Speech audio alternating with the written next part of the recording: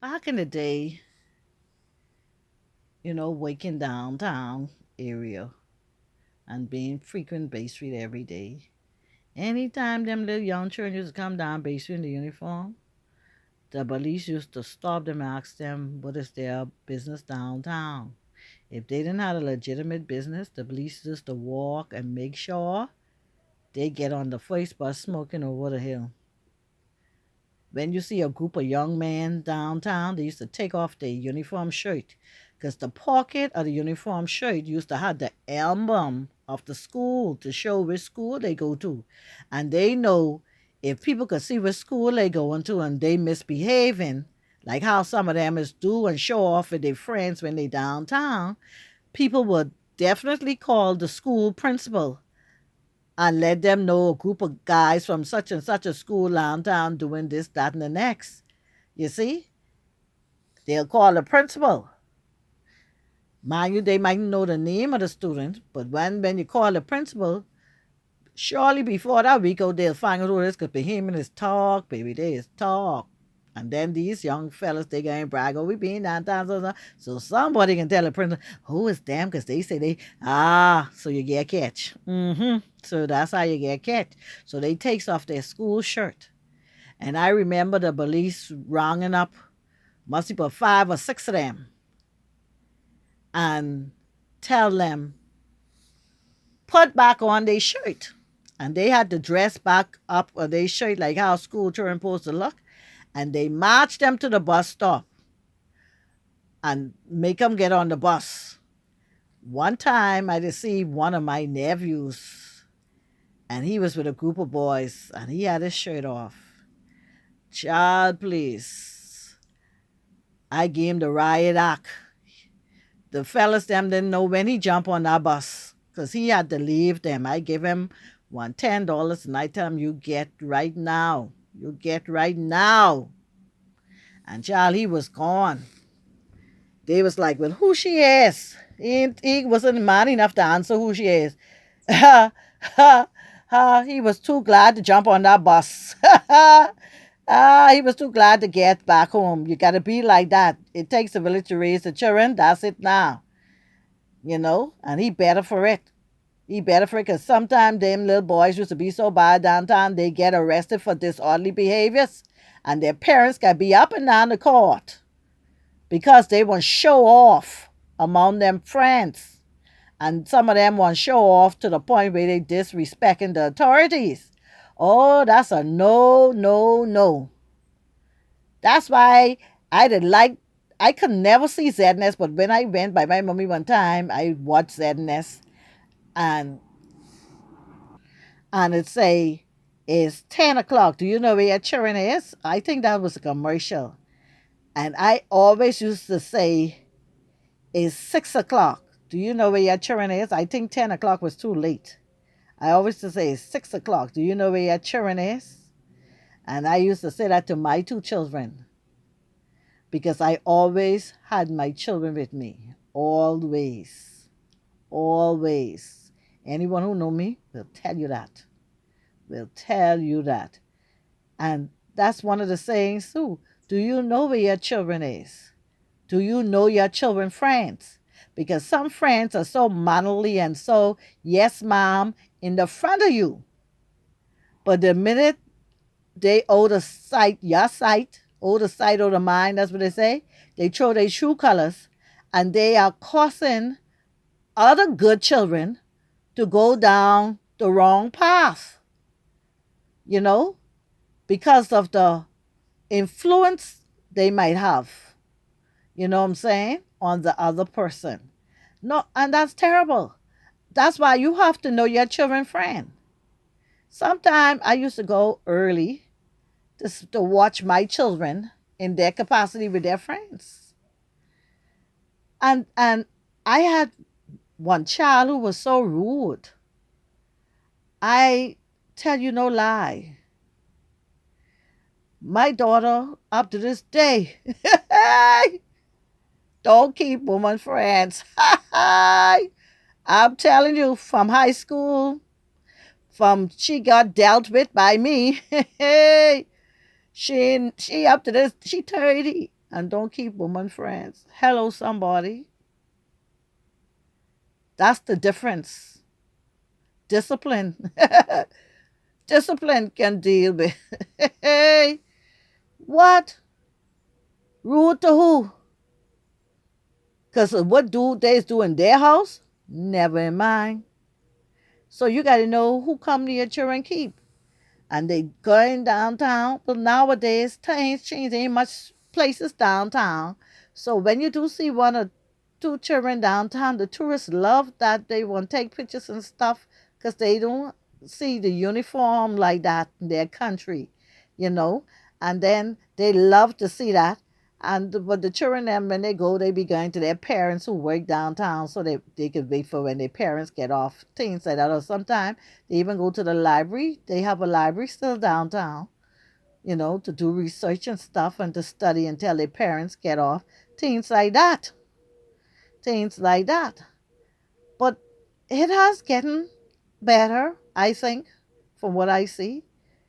It has gotten better. It has gotten a lot more better. Problems that used to be major on the bus stops have changed, and I hope it stay that way. So I'm happy to report it has gotten better, very much better over the years. I thank God for it. We don't need no problem. And these children need to watch the company they keep. If your company do wrong, you can follow them. Okay, so you ain't want a future. I remember one of the smartest boys when I went to school. The first thing he came out of school, he was involved in bad company before he came out of school.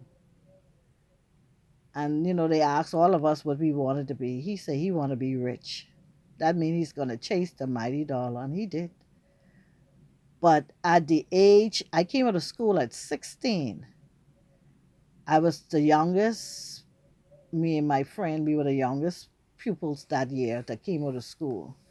And this guy, in less than a year, he was out of school. He was locked up for first-degree murder. The smartest boy. In fact, he was the smartest boy at that time. And he was locked up for murder, chasing the mighty dollar less than a year after school. And his life has never been the same. He has never amounted to what his true potential could have been had he walked the right path or kept maybe the right company or influence around him.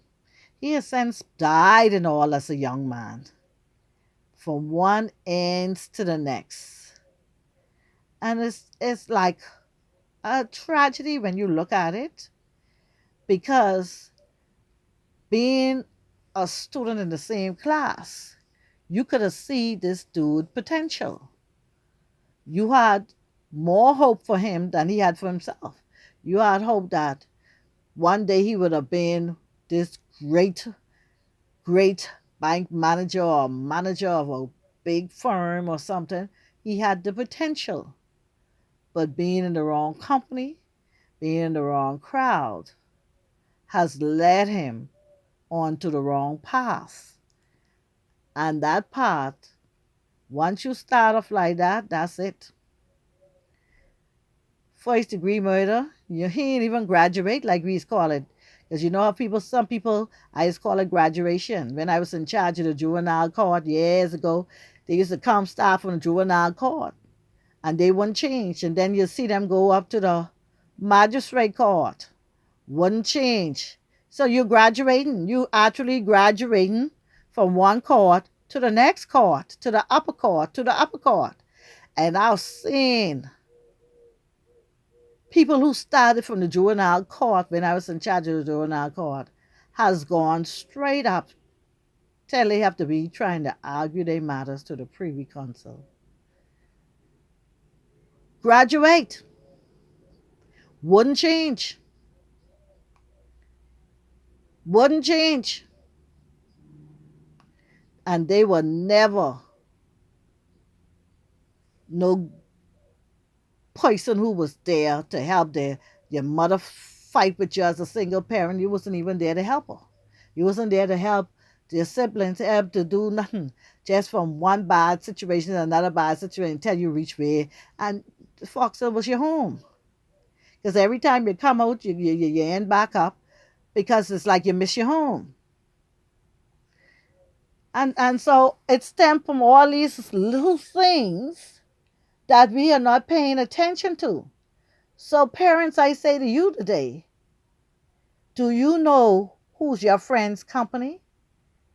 The only way you can know that, if sometime you got to take a time to turn off your radio, your cell phone, your TV, and everything, and try to, yes, you're going to need to eavesdrop on their conversation. What type of conversation they having?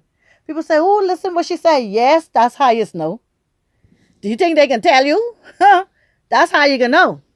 Sometime when they in school and you say, yeah, you can stay behind another hour, you show up an hour before school out, but you don't let them know you're there.